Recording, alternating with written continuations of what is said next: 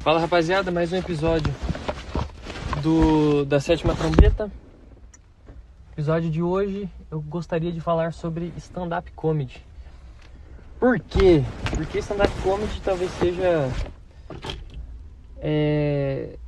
o responsável por eu ser feliz hoje em dia, né? Em que sentido?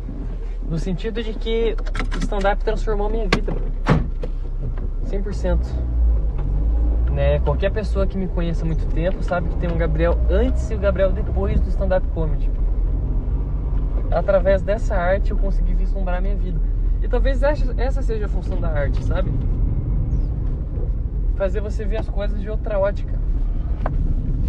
O stand-up ele sempre foi uma terapia pra mim. Eu vou explicar o porquê. Se liga.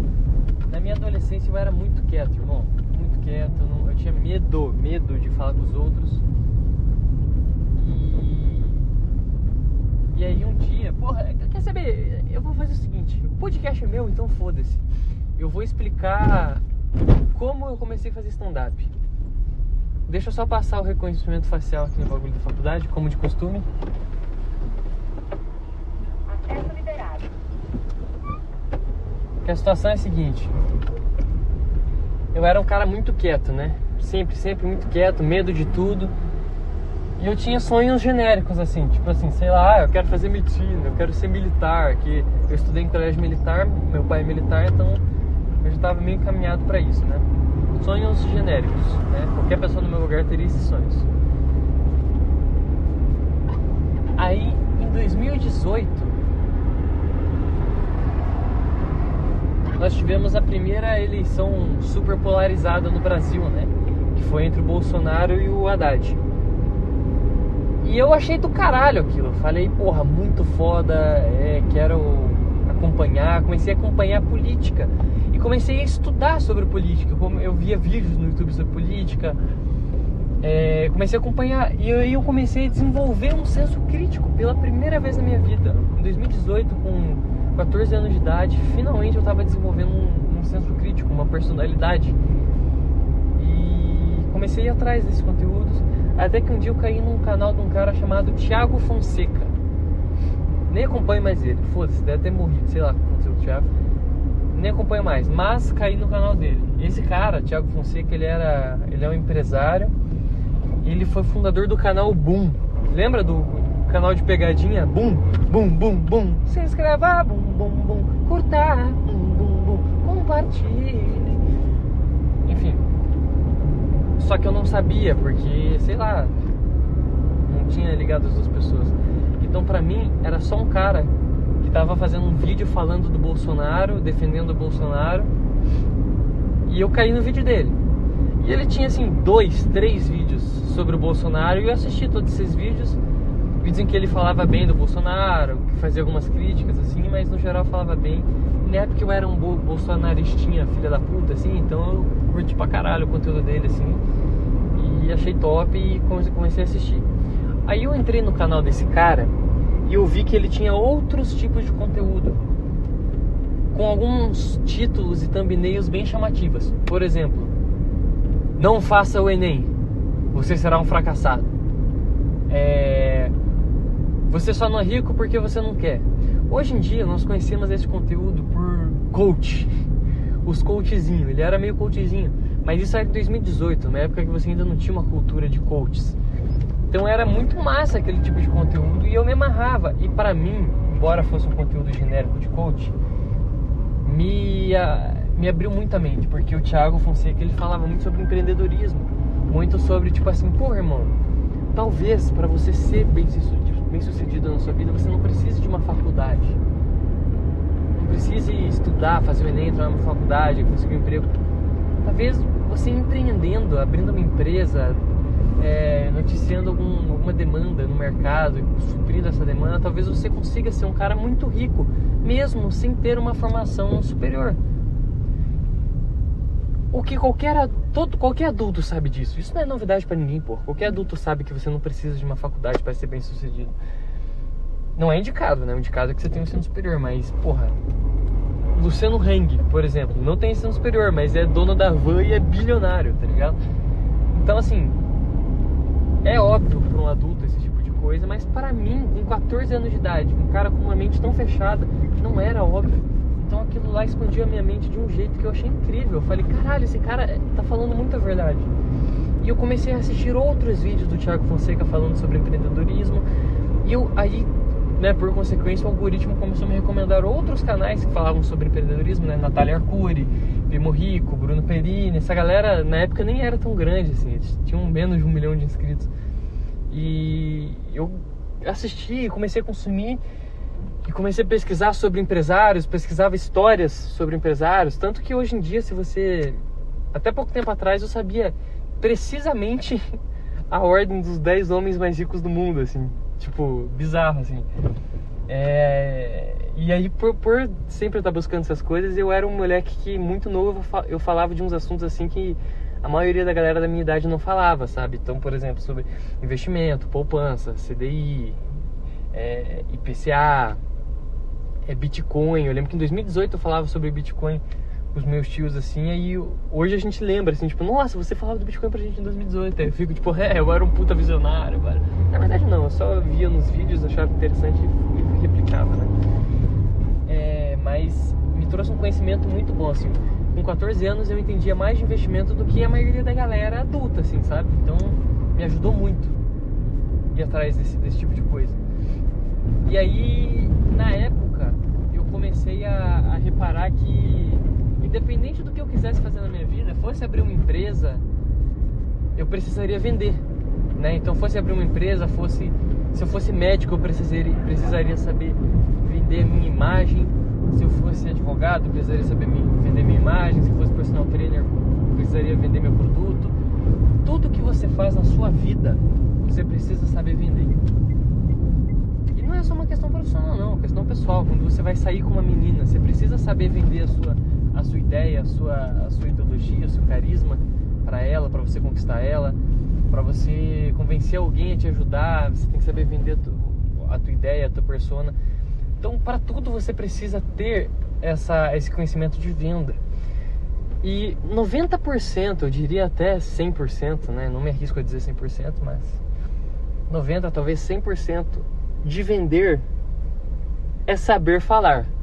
É você saber se expressar, saber ter uma oratória boa, saber expor a sua ideia de uma forma didática, concisa, precisa e interessante.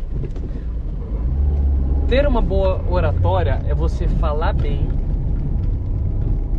e transformar tudo que você fala em interessante. Você sabe que você tem uma boa oratória quando você também tem uma boa didática, porque aí você transforma qualquer assunto horrível em algo interessante de se falar, né? Tem um comediante chamado Dave Chappelle que ele disse uma vez que ser engraçado é fácil. Qualquer comediante consegue ser engraçado. Agora, ser interessante não é pra qualquer um. Eu conheço 1000 caras engraçados, mas um cara interessante apenas. Então, assim, ser interessante eu acho que é um pilar quase que essencial de você ter uma boa oratória e, portanto, saber vender, né? E eu percebi isso, né, mais ou menos nessa época aí, quando eu tinha 14, 15 anos. Eu tinha uma lista cheia de ideias de empresas que eu iria abrir. Eu ficava durante a aula fazendo conta em papel, tipo, não, vamos supor que eu venda 60 camisas. Aí eu ia lá e fazia conta, 60 camisas, se eu vender cada uma a R$20, comprei elas a 10, eu vou faturar R$600 em um mês, que ao longo do ano inteiro vai dar R$7.200. Então em 5 anos eu já teria acumulado um total de R$36 mil. Então, por isso que eu sou bom de conta, inclusive, hoje em dia, porque eu sempre exercitava muito minha mente com essas continhas bestas. Então eu percebi que eu precisava saber vender. E para saber vender você tem que saber falar. E esse era o meu maior problema, de longe. Saber falar. Eu não sabia falar, irmão. Eu não conversava com pessoas, eu não sabia conversar. Eu não sabia desenvolver um diálogo, né? Então lá para 2019 eu comecei a tentar me sair da minha zona de conforto. Tentar conhecer mais gente, tentar conhecer... ter outras experiências, ter outros horizontes. E mais ou menos nessa época também me aconteceu um negócio que foi, acho que o empurrãozinho que o destino me deu para estimular essa minha habilidade, que foi ser trocado de sala. Isso, inclusive, é um negócio que eu sou grato, mas eu fico puto até hoje, porque é o seguinte, eu tava lá na minha sala, tranquilo, e porra, pela primeira vez eu tinha caído na sala de todo mundo do meu grupinho. Todo o grupinho tava junto, nas mesmas salas, pela primeira vez. Tipo, ia ser uma resenha do caralho o ano inteiro, ia ser muito engraçado, ia ser muito foda. Tipo, tava todo mundo na mesma sala. Aí um dia, eu cheguei atrasado na escola, porque eu fui tomar vacina. E aí eu sentei meio que na ponta da sala, assim, longe da minha cadeira original, perto dos meus brothers, assim, né? Aí chegou um cara na sala, que trabalhava na escola, e falou assim: ó pessoal, a gente tá tentando balancear o número de meninos e meninas nas salas. A gente precisava saber se tem alguém que é voluntário para ir pra 102, eu tava na 104. Aí eles queriam que alguém fosse pra 102. E aí os meus amigos, eles tinham uma mania de sempre que acontecia alguma merda na escola, assim, eles falavam que era eu. Então tipo assim, professor, não rapaziada, mas assim ó, a Revolução Republicana foi originada por Tiradentes e por mais quem? Aí os caras, Gabriel Lopes. Tipo, esse era o meme, tá ligado? Tudo eles falavam meu nome. E aí a hora que o cara perguntou quem que eles queriam que fosse embora da sala, ou melhor, perdão, quando eles perguntaram quem que era voluntário para ir para 102, eles começaram: Gabriel Lopes, o Gabriel Lopes quer, o Gabriel Lopes vai. Só que eles não falaram por mal, eles não queriam que eu fosse embora, eles não pensaram que eu poderia ir embora efetivamente. Mas ocorreu, o cara me mandou pra outra sala, que eu não conhecia ninguém. O que me deixou puto na época, porque eu saí da sala onde eu tinha amizade, né? Mas, porém, todavia, entretanto, me forçou a criar amizades novas, que são amizades extremamente verdadeiras, que eu conheci até hoje, que eu tenho contato até hoje. A gente sai junto até hoje, porra, já faz 3, quase 4 anos que eu me formei, e a gente se conhece, a gente sai junto. Então nessa época, por ter mudado de sala, eu comecei a sair da minha zona de conforto e conhecer pessoas novas, falar com gente nova. E nos trabalhos em equipe que tinham, trabalhos em grupo que tinham apresentações, eu sempre costumava ser voluntário a segurar o cartaz, tá ligado? Tipo, passar o slide. Nunca queria fazer nada que me expusesse tanto. Só que aí, nessa época, mais ou menos, eu comecei a me expor. Comecei a falar: não, deixa que eu apresento o trabalho, pra eu me forçar a ficar bom, porque eu sabia que aquela habilidade seria útil pra mim. Então eu comecei a falar bastante, comecei a estimular essa habilidade. Só que as minhas apresentações em grupo eram todas muito merdas, assim. Então eu pensei: caralho, o que eu posso fazer pra tentar cativar mais a galera? E aí eu lembro que eu li alguns capítulos, eu não li o livro, mas eu li alguns capítulos de um livro chamado Como Fazer Amigos e Influenciar Pessoas. Puta, eu não sei se era esse o livro, não vou lembrar agora. Ou A Sutil Arte de Ligar a Foda-se. Era um desses 2 livros. Enfim, o livro são 7 capítulos, e em cada capítulo ele fala uma habilidade diferente. Uma delas é o humor. Humor, que talvez seja a principal. O humor, ele é muito usado pra cativar a galera. Todo mundo gosta do cara engraçado. Todo mundo quer o cara engraçado por perto, todo mundo quer ser o cara engraçado. E aí eu comecei a usar isso nas minhas apresentações da escola. Comecei a elaborar piadinhas assim internas com a sala. Piadinhas sem graça, mas que pelo menos cativavam a galera, sabe? Comecei a desenvolver esse meu lado. Aí acabou o ano letivo e veio a pandemia, foda-se. Eu lembro que virou pra 2020. Aí, 2020 eu tava começando a conversar com uma galera, assim, eu tava virando, tipo, um cara mó popularzinho na escola e pum, veio a pandemia. Aí fudeu, não vi mais ninguém por um ano. Aí na pandemia eu aproveitei para estudar ainda mais essa questão de oratória, de falar em público, de falar com pessoas e ler livros sobre isso. Eu ficava em casa, cara, eu falava sozinho, eu tinha conversas comigo mesmo sozinho, pra eu praticar diálogos. Tipo, com o caixa de supermercado, por exemplo. Como puxar assunto com o caixa ou com a caixa de supermercado. Como puxar assunto com uma guria que eu acho bonita. Como puxar assunto com sei lá, o meu professor.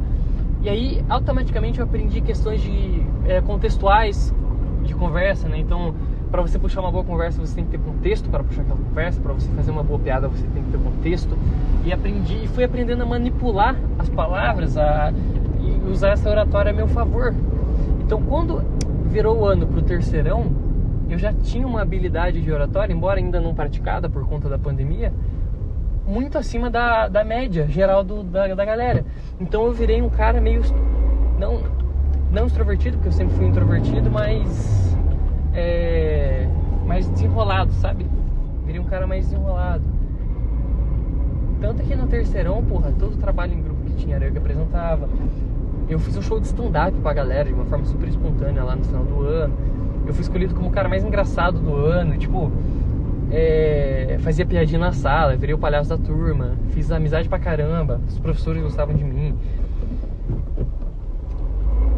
E tudo isso era conhecimento que eu tinha adquirido estudando, literalmente pegando e querendo melhorar a minha oratória, né? E aí, mais pro final do meu terceirão, 2021, um amigo meu um dia falou assim: ah, cara, você devia fazer aqueles negócios de stand-up, cara, porque você leva jeito pra essas coisas. Aí eu fiquei tipo, caralho, stand-up? Vamos ver, né? E nessa época eu tava meio confuso sobre o que eu queria fazer da minha vida. Eu não sabia que faculdade eu queria fazer, eu já tinha perdido a tesão nas coisas. Eu tava meio perdido na vida. Então eu tava testando todas as experiências que eu podia testar. Então eu falei assim, porra, stand-up, eu acho que eu vou tentar fazer stand-up, mano. Aí eu lembro que eu mandei mensagem pro Curitiba Comedy Club e falei assim, viu, vocês vão ter noite de open mic aí? Aí eles responderam assim, nós não fazemos noite de open mic. Aí eu, caralho, que merda. Tá bom, né? Aí acabou meu sonho, foda-se, desisti da ideia, beleza. Aí eu pensei assim, porra, que merda, né, bicho? Aí um dia eu tava rolando o feed e me veio uma publicação de um lugar chamado Quintal Comedy Club. Aí eu entrei no perfil deles e vi que era um comedy club, um lugar que era especificado pra comédia. E eu vi que eles tinham noites de open mic, noites de novos humoristas, né? E aí eu mandei mensagem, falei assim, ó, quero participar. Eles falaram, ó, fale com esse cara que é Anderson Furlan. Fui falar com o Anderson, que é meu amigo hoje em dia. Ó, mano, quero me apresentar em um dia, se puder, não sei o quê. Aí ele, porra, vem dia 22. Fui lá, dia 22. 22 de dezembro de 2021. Era uma quarta-feira. Tinha humorista pra caramba fazendo show. Então cada humorista tinha que levar uma quantidade de convidados, né? Então o lugar tava cheio, fervendo de gente. E, cara, tava muito gostoso assim o ambiente. E eu lembro que eu tava muito confiante. Na noite, na semana do show, eu tinha montado um texto com algumas piadinhas que eu tinha, né? Num caderninho de piadas que eu tenho até hoje, inclusive. Tá aqui na minha mochila, aqui na minha frente. Eu tinha um caderninho de piadas, né? Inclusive, esse é um negócio que eu esqueci de contar aqui. Por sempre estar querendo fazer piadinhas na sala pra tomar a atenção da galera, eu tinha um caderninho que eu focava em fazer piadas, tá ligado? Fazer piadas, é um caderninho cheio de piadas, assim. E esse caderninho eu usei ele de referência pra escrever meu primeiro show, assim, escolher as piadas que eu ia fazer no meu primeiro show. E aí eu peguei esse caderno e elenquei minhas piadas e, porra, tava pronto pro meu primeiro show. Daí, uma noite antes do dia 22, eu decidi entrar no perfil do Instagram dos demais comediantes que faziam show lá, né? E ver qual que era o assunto que eles abordavam, pra ver se eu tava indo no caminho certo. E eu vi que o assunto que a galera mais abordava era sexo. Foda-se. E é isso aí, stand-up é isso. Stand-up a galera gosta de falar de sexo, gosta de putaria. Só que é uma merda isso, né? Todo mundo faz isso. O cara que faz isso não é muito diferente dos demais. Só que eu quis fazer. Aí eu pensei, porra, vou fazer essa parada, vai ser do caralho e tal. Aí eu mudei todo o meu texto para sexo. Piadas com sexo, né? Então o meu primeiro texto do stand-up, ele é eu contando a minha experiência transando com as minhas 3 namoradas que eu tive na adolescência. Detalhe, até então eu nunca tinha visto um peito na minha vida. Tipo assim, tudo mentira, ruim pra caralho, ruim demais. Cara, foi um show tão ruim. Foi um show tão ruim que eu lembro que minha perna tremia, minha voz tremia. Sabe quando você tá tão nervoso que a sua voz treme? Tipo, descabido, assim. Era um medo que eu tava descabido, nervosismo, um show ruim. Pra vocês terem uma noção, o meu cérebro apagou os arquivos daquele dia. Eu realmente não lembro, tipo, de eu caminhando indo até o palco. Eu lembro que erraram meu nome. Eu lembro disso, erraram meu nome. O cara foi me chamar dele, fiquem agora então com Gabriel Reis. E aí eu falei, eu gritei lá no fundo, Gabriel Lopes. Aí o cara, Isso mesmo, Gabriel Borges, pode vir. Então, tipo, foi uma parada meio ridícula, assim. Foi vergonhoso, eu não tava muito confiante, né? Até porque eu mudei meu texto, tava mentindo, não era eu naquele texto, não tinha minha identidade. Então, óbvio que ia ser ruim, né? Foi uma bosta o show, foi uma bosta, mas foi transformador. Eu lembro que foi um dia que eu quase chorei. Pô, depois de adulto, eu quase chorei, assim, no palco. Depois do show, no caso. Mas eu gostei da experiência, porque foi diferente. Eu não conhecia ninguém que tinha feito aquilo. Era diferente, ninguém nunca na minha família tinha tentado aquilo. Era uma parada completamente diferente. Eu achei do caralho aquela experiência. E bom, eu acabei de chegar aqui no meu estágio. Então tá na hora desse podcast acabar. O que é uma pena, porque eu tinha muito mais coisas pra falar ainda. Eu queria falar sobre como o stand-up transformou a minha vida, contar as minhas experiências. Só que, caralho, em 20 minutos é muito complicado, porra. Muito difícil. Muito, muito difícil. Então eu vou terminar o podcast por aqui. Esse aqui foi um podcast dedicado ao meu primeiro show, né? Eu tenho mais detalhes pra contar sobre o meu primeiro show. Mas o título desse podcast eu acho que vai ser Como Comecei a Fazer Stand-Up. Acho que tá mais pra isso, né?